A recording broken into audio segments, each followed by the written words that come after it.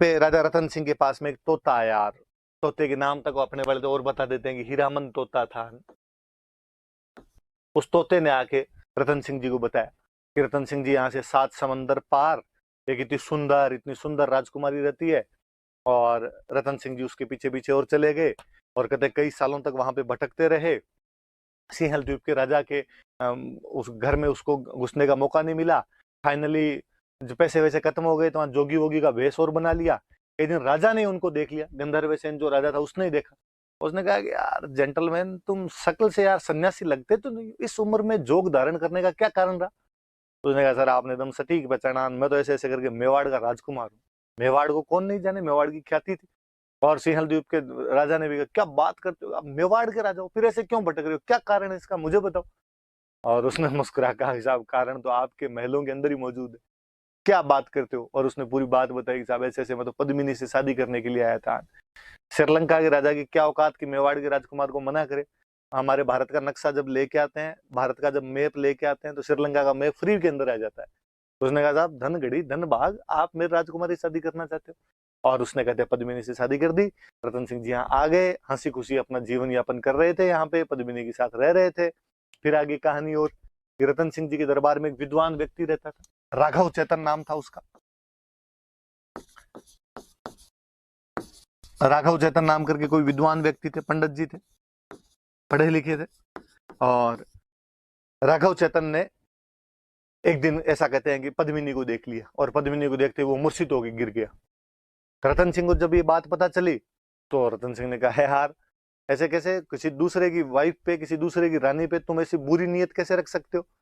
और राघव चेतन ने कहा कि अब हो गया सर, वो तो जो हो ही गया। रतन सिंह ने कहा नहीं, आज के बाद तो दिखना नहीं चाहिए, दिख गया तो देख लेना। राघव चेतन को बेइज्जती करके वहां से निकाल दिया। अब आपकी कोई बेइज्जती करके निकाल दी तो आप क्या करो। तो दुश्मन का दुश्मन हमेशा अच्छा दोस्त होता है। तो मेवाड़ वालों का दुश्मन कौन, खिलजी, क्योंकि उससे गुजरात जाते समय टैक्स वगैरह लिए हुए थे। राघव चेतन गया अलाउद्दीन खिलजी के पास, और अलाउद्दीन खिलजी को जाके उसने बताया, और उसने पूरी बात बताई। साहब ऐसे ऐसे पद्मिनी की सुंदरता के बारे में बताया। पद्मिनी पानी पीती है तो यहाँ से दिखता है, उसके कंठों से दिखाई देता है।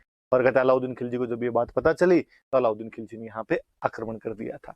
ऐसी कई कहानियां क्यों दंतियां आपने चलती है कि ऐसी कोई बात भी थी, और मैं इसके बारे में और बात करूंगा।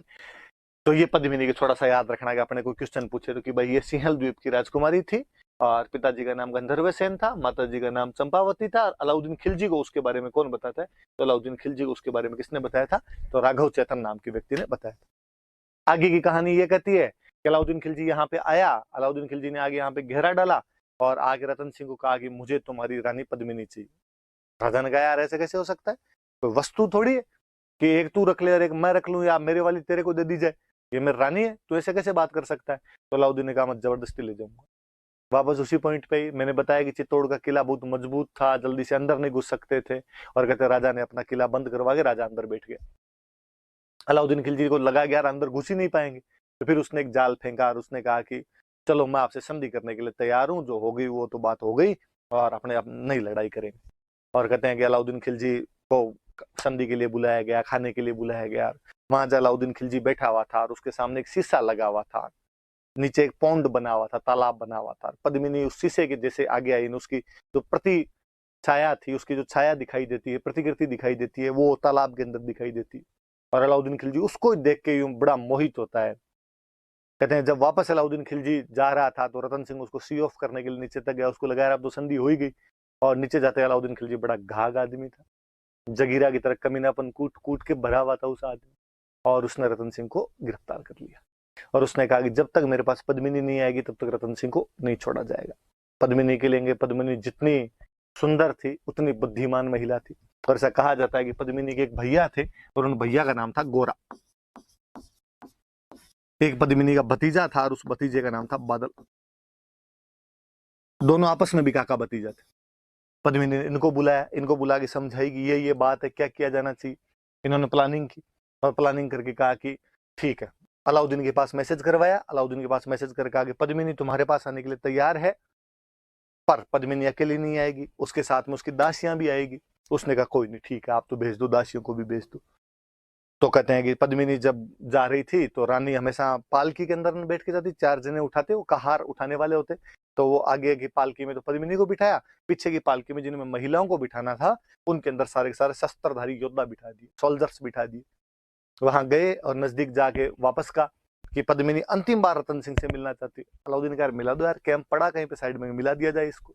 और कहते हैं कि पद्मिनी वहां जब रतन सिंह के पास पहुंचे तो पद्मिनी जितनी सुंदर थे, जितनी बुद्धिमान थे, उतनी वीर महिला और थी, और उसने आसपास जो 5-7 बॉडीगार्ड खड़े थे उनको मार दिया और रतन सिंह को लेकर वहां से भाग गई।